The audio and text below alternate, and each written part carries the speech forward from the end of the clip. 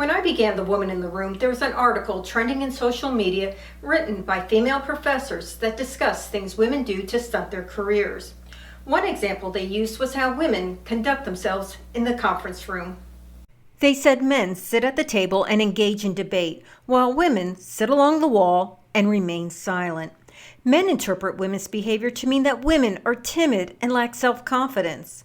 So the article advised women to sit at the table, jump in the fray, which they admitted is difficult, and get their ideas heard. Now that article bugged me, and I mean it really bugged me, because I've spent a lot of time in conference rooms full of loud, obnoxious men all vying for attention. So I know telling women to be more aggressive than the most aggressive man in the room isn't going to work. However, I also knew that I never had a problem taking over and dominating the discussion. I was notorious for it. So as I thought about how I did it, I realized I never sat at the conference table. I avoided it whenever I could because I knew there's a more powerful seat. In high-level meetings, only the important people get to sit at the table while their support staff sits along the wall. Sitting at the table means you have status, which is why all the guys want to sit there. But there's one chair along the wall that gives you power that's second only to the person at the head of the table, which is why I call it the power seat. To find the power seat, stand at the head of the table and look along the wall that the door is on. Extend a line from the table to the wall, then find the first chair that is fully visible. That's the power seat. From the power seat, you and the head of the table will have an unobstructed view of each other, even when people are seated at the table. By turning in your chair a bit, you will also have a pretty good view of the entire room, which is critical, and unlike the people sitting at the table who can't see everyone else. The power seat allows women to exploit our natural gift. We're instinctively better than men at observing and tuning into everything that's happening around us. Men, however, like to work as if they're on a desert island where they can come up with their own ideas. And even though we know collaboration and coordination are important, men tend to ignore them. Consequently, they believe their ideas are whole and complete, but in reality, their ideas have many holes.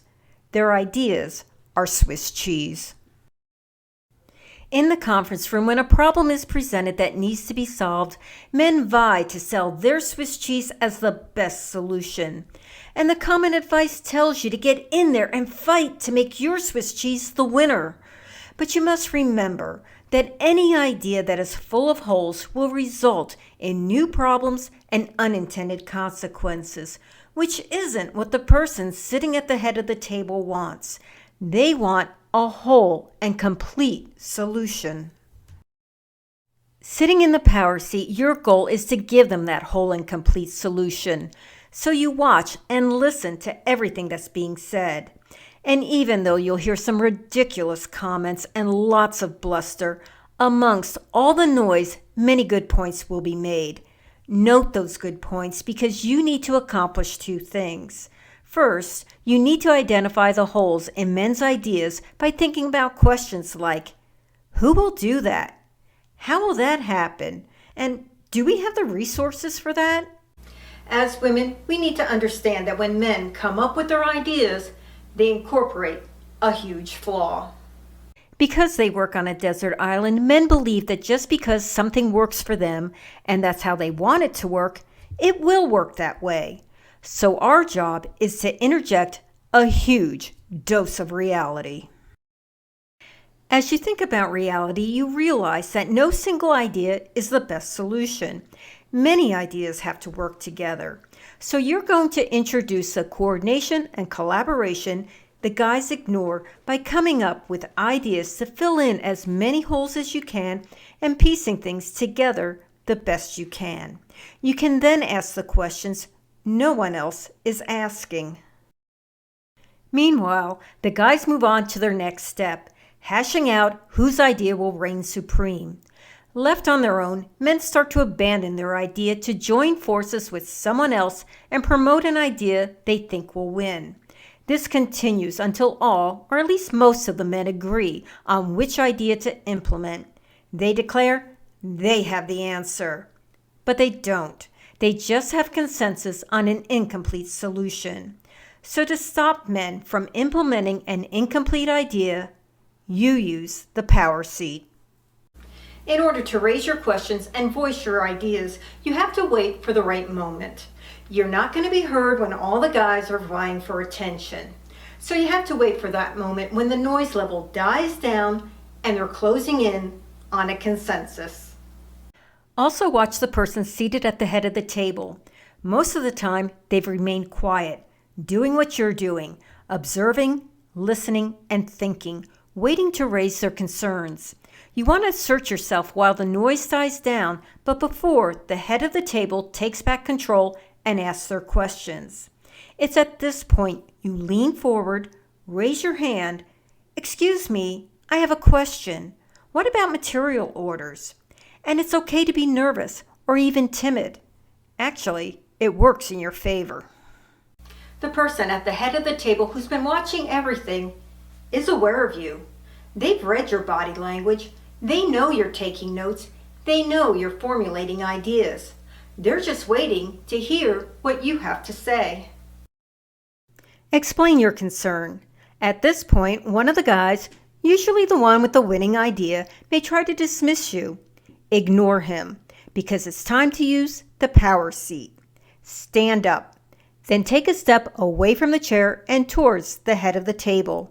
Congratulations, you've just established territory and declared this piece of carpet as yours. And the guy sitting at the table can't counter. They can't stand up because that would be too aggressive.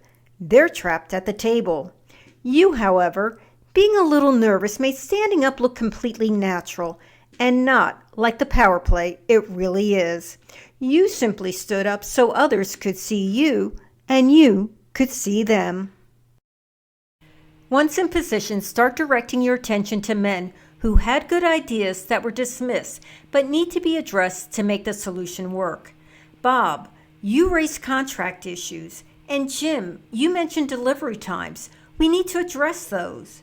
Suddenly, you've given Bob and Jim status.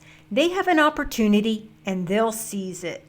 Now, you're no longer standing up there alone because you have a support team. When you draw on your support, make sure you call on the right guys. Don't call on that guy who's really nice, but also wishy-washy. You know your coworkers. You know who always has good ideas that get dismissed, and he's sitting there frustrated. He's the perfect candidate because you can give power to his voice. Meanwhile, the guy whose idea won out sees you challenging his status in his moment of glory. He's used to winning by dominating and shutting down everyone else. He needs to shut you down too. However, as the woman in the room, you don't engage in battles for dominance in order to feed your ego.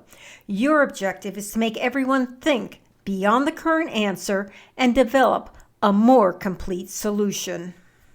The person at the head of the table recognizes the power dynamics, so sometimes they'll silence your opposition for you. But most of the time, they'll just sit back and see what you do with your power.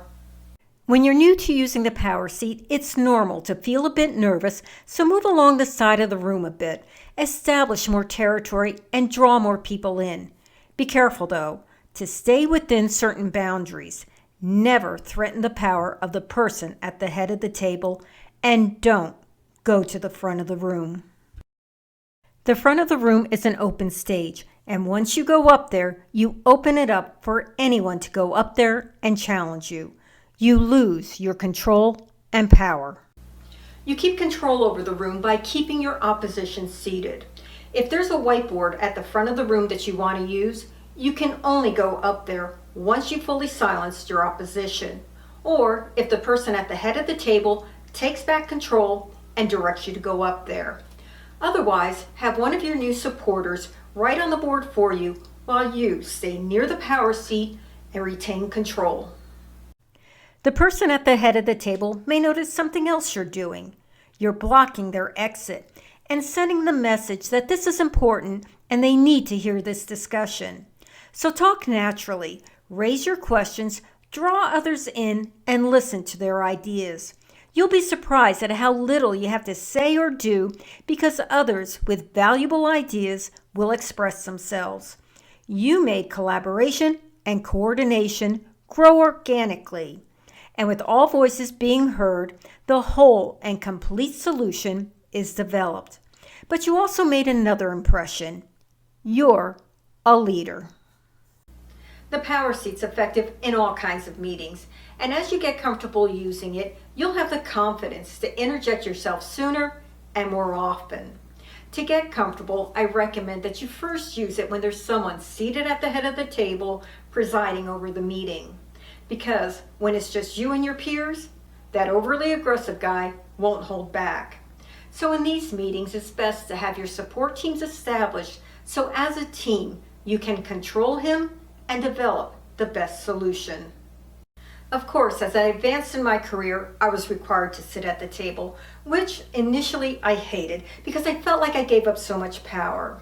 But I discovered that through years of using the power seat, I developed a lot of skills. I knew how to sit quietly and listen so I could hear what was being said and, more importantly, what wasn't being said. I also learned that if I pushed my chair back from the table a bit, I could read the body language of the room better. And of course, I had a lot more confidence. So when I decided to interject myself and speak, I commanded attention. Conference rooms have always reminded me of ancient Rome because there's conspiracies, sabotage, and backstabbing as people try to seize power and status. This scheming is why you typically don't see chairs behind the head of the table and the door located on a side wall. The reality is that the person at the head of the table doesn't know who they can fully trust. But when you sit in the power seat, they see you, they read your body language, and they know when you have something important to say. You show them that you're their trusted support team, and that is what makes the power seat so powerful. To learn more about women's power to lead, watch these videos. This is Dot Callahan asking you to help me turn the woman in the room into the women in the room. Subscribe to my YouTube channel so you can keep watching and sharing my videos. To learn more, follow The Woman in the Room on social media. And don't forget to check out my website to get advice from a woman who's been there, dealt with that, and knows what works.